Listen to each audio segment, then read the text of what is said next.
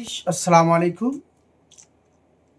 পশ্চিমবঙ্গের বহু মাদ্রাসা প্রতিষ্ঠান, খারিজি মাদ্রাসা এবং মুসলিম ইসলামিক ইনস্টিটিউশনগুলোকে একটি সার্ভে অফ মাদ্রাসা বলে থানা থেকে ধরিয়ে দেওয়া হচ্ছে। বহু মাদ্রাসার কর্তৃপক্ষ এবং মাদ্রাসার কমিটির যারা দায়িত্বে রয়েছেন তারা আমাকে ফোন করে অনুরোধ করেছেন যে এর আইনি ভিত্তি বা এটা কি ম্যান্ডেটারি দেওয়া সেই বিষয়ে ভিডিও মারফত আপনাদের কাছে যেন আইনি পরামর্শটা দেওয়া হয়। সেই কারণেই আমি আইনজীবী আশফাক আহমেদ, সুপ্রিম কোর্ট ও কলকাতা হাইকোর্ট বলছি যে, এবং আমাকে কর্তৃপক্ষ এটাও জানিয়েছে যে কিছুদিন আগে জুন 14 থেকে জুলাই 14 অবধি ডিএম অফিস থেকে মাদ্রাসার ব্যাপারে অলরেডি একটা সার্ভে হয়েছে এবং একটা তথ্য নেওয়া হয়েছে। কিন্তু এখন যে পারফর্মাটা আপনাদেরকে দেখাচ্ছি সেই পারফর্মাটাতে মাদ্রাসার নাম থেকে শুরু করে আপত্তিকর বিষয়গুলো হচ্ছে, এই প্রথম হচ্ছে এই থানা থেকে দেওয়া হচ্ছে এবং এতে কোনো এই সার্ভে করার যে ভিত্তি, গভর্নমেন্ট অর্ডার, কোনো কোথাও লেখা আছে কি না, ডেট, সিল, কি উদ্দেশ্যে এই সার্ভে হচ্ছে, কোনোটাই নেই। তো এর আইনি ভিত্তিটা কি?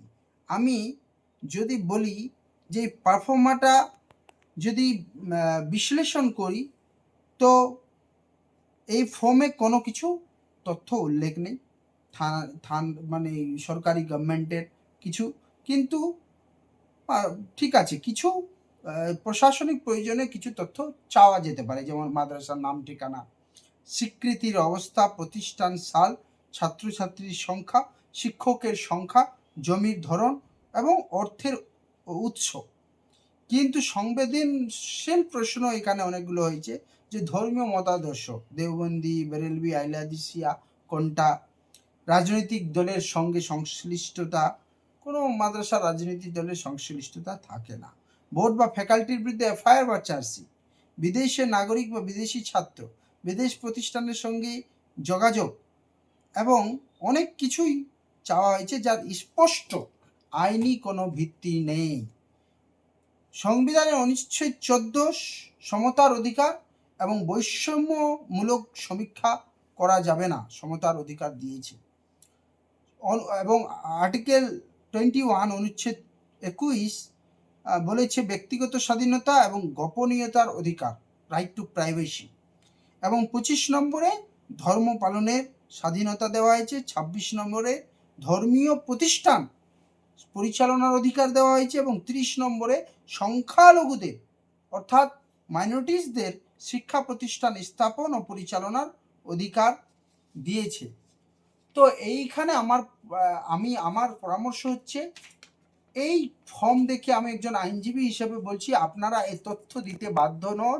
এই তথ্য দেওয়াটা ঐচ্ছিক এবং এর আইনি কোনো ভিত্তি নেই।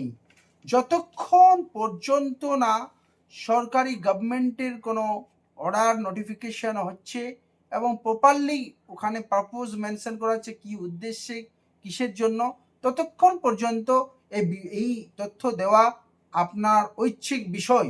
কেউ জোর জবরদস্তি করে এইভাবে আপনার কাছে সার্ভে করে একটা সাদা পেজে একটা বানিয়ে যে কোনো লোক এসে দিতে পারে, থানা এসে দিচ্ছে, কিন্তু থানা দিলেও থানা ভিত্তি কি, এটা কোন অর্ডারের বলবতে হচ্ছে, কি কোন নোটিশের, এইভাবে করা যায় না। আমার পরামর্শ হচ্ছে যে এটা ম্যান্ডেটারি নয়, এটা দেওয়া জরুরি নয়, বাধ্যতামূলক নয়। যতক্ষণ পর্যন্ত কোনো যারা এই সার্ভে করতে আসছে বা সার্ভেটা জানতে চাইছে বা ফর্ম দিচ্ছে, তারা এর আইনি ভিত্তি আপনাদের সামনে কোনো গভর্নমেন্ট অর্ডার, কোনো সার্কুলার, কোনো কিছু উল্লেখ না করে, কোনো নোটিফিকেশন যতক্ষণ না উল্লেখ করে, এই দিতে আপনারা বাধ্য নন।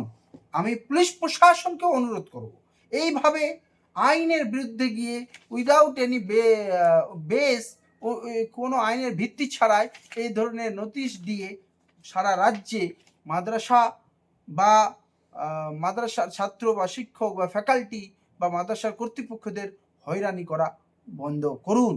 না হলে মাদ্রাসার যারা কর্তৃপক্ষ আছে তারা আমাকে ইনস্ট্রাকশন তারা ক্লায়েন্ট হিসেবে আমাকে ইনস্ট্রাকশন দিলে আমরা অবশ্যই আইনি পথে এই বিষয়টা নিয়ে যাব।